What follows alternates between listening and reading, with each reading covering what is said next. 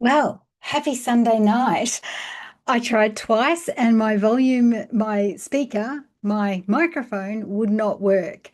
So I'm going to do this filmed and hopefully upload it for you. So I'm not going to edit this. It's just going to be as if it was a live, just without your interaction, which is a bit sad, but that's okay. We will get ahead and do this anyway, right? Because what I wanted to talk to you about tonight is eating on holidays, which is really relevant to all of us. Even if we're not going on some fancy holiday, we're always going somewhere. We're always visiting some place at some point in time, generally, right? So here's what's happening for us. Generally, so we're on a retirement visa here in Bangkok. Every 90 days, we have to report to immigration that, yep, we still live in this where we live, and this is our address. And there's like all these steps you have to take every 90 days to do this check in. Or you can leave the country and come back in again. That also counts as a 90-day check in. So we thought to stretch ourselves that most 90 days, if we can swing it, we're going to leave the country. And being in Bangkok, we're very central to so many Asian countries. It's like an hour to 2 hours flight away. And we're going to stretch ourselves and visit these countries for 3 or 4 days and then come back in as our immigration check in. We did this in February. We went to Vietnam and it was great. It was really interesting, but the food was a bit of an issue. I'll get back to that. So this time round, tomorrow we leave for Penang in Malaysia. And so we've got a plan this time, and we've decided this is going to be a plan or a template for all future trips to places that we haven't been before. What's the plan? Okay, so the plan is that on the day that we arrive in whatever place that we go to that we haven't been before, even, potentially even places we have been before, because we didn't do this in Hanoi in Vietnam when we went. So next time we go to Vietnam, we will do this.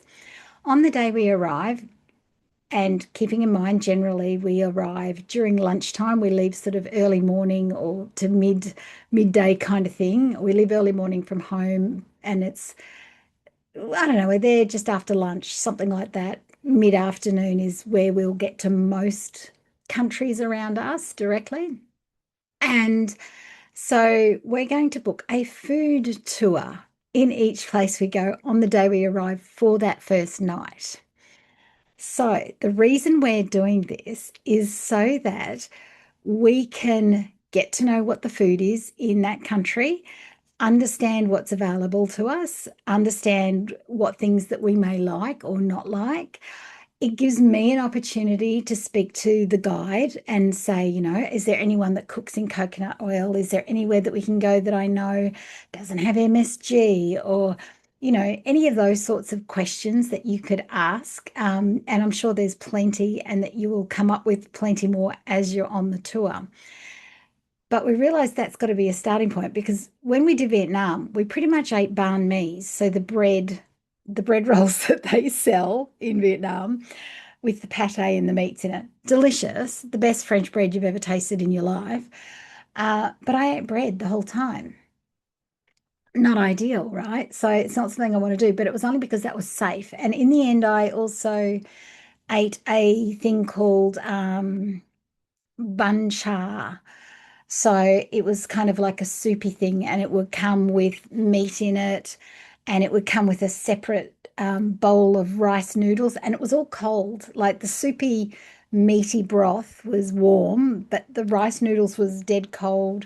It would have a plate of lettuce and greens, and you could kind of like mix and match it, put it in the lettuce, do what you wanted with it.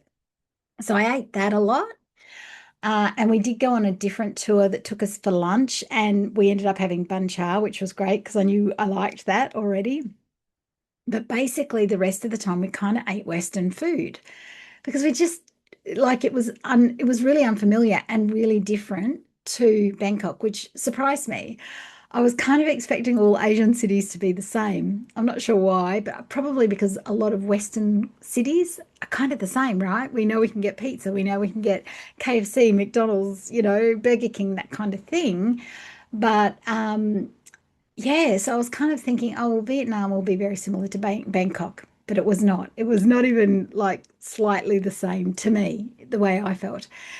So that's our game plan. Every country we go to for 90 days, and so this one leaving tomorrow is Malaysia, but Penang, so up really close to Thailand, right? So the base of Thailand, it's up sort of north, and it's an island. And so there's Kuala Lumpur that we could go to. That will be another trip. And but then the next trip after this might be Cambodia. So like Siem Reap or somewhere like that. We've got Laos. There's just so many options around us, right? So even Indonesia, Jakarta. I mean, we've been to Bali a million times, but there's Jakarta and Yogyakarta, which interests us. So there's all of these options, but we've decided that any place we go, we're going to do the food tour on the day we arrive. Now, there is food tours in every place you go to. I can guarantee it. Even in the smallest country town, I can guarantee you can find somebody who will take you on a food tour, even if it's just a local that wants to show off their town, right? And it occurred to me that quite often we'll go to the same place on holidays every year, but we just don't know what's available to us because we just keep going back to the same places. So I would challenge you that if you do this, is to find a food tour the next time you go to that place that you always go to. Now, the reason I say this is back in the day, so 30 odd years ago when I got married, we hired Burswood trams. And they're not trams anymore, they're on wheels now, but they had turned the old trams of Perth into buses and you could rent them out. And so we rented these out. We had a lot of family come over from eastern states and things like that when we got married. So a lot of people flew in.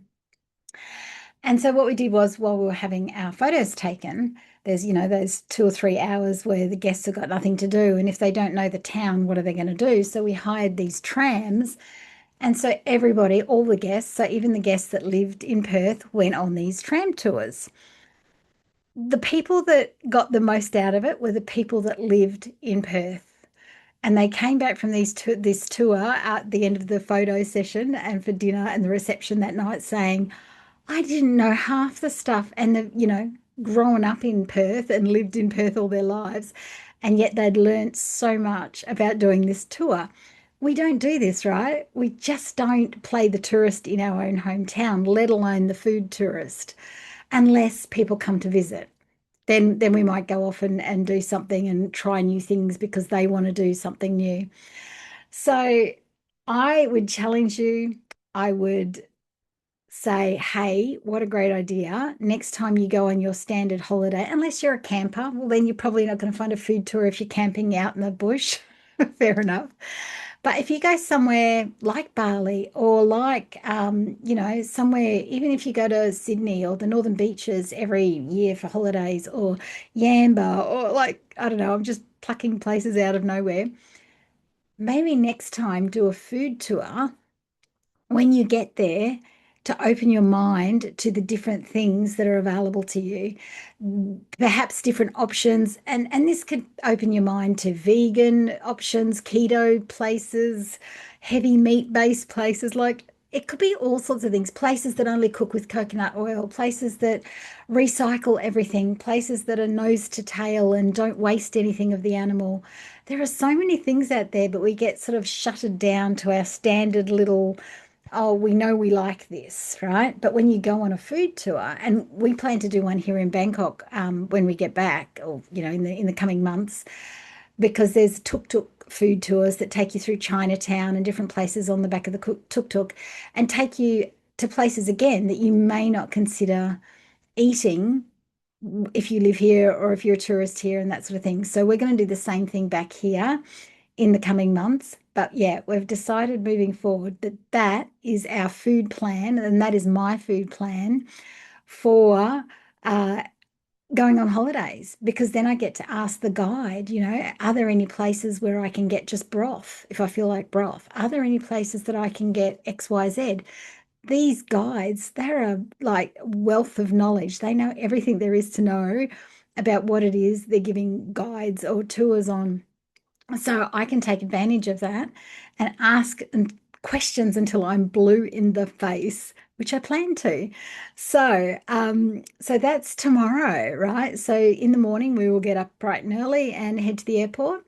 And hopefully next Sunday night, I will tell you the results of that tour. We'll see what happens. I'll just be on my laptop next week, and I'm going to say it's something to do with this microphone that I'm having problems with the sound. Because I don't know what else it could be. So, for those of you who tuned in once, twice, and three times, thank you. But tell me your holiday tips. I'm not going to edit this. I'm just going to whack it back up as if it was the live, and anyone watching is going to kind of get the gist of what happened. And yeah, I'll just have to see what's what with this. But there's nothing I can do. So I'm not going to stress about it because what's the point, right? All right. So that's it for me.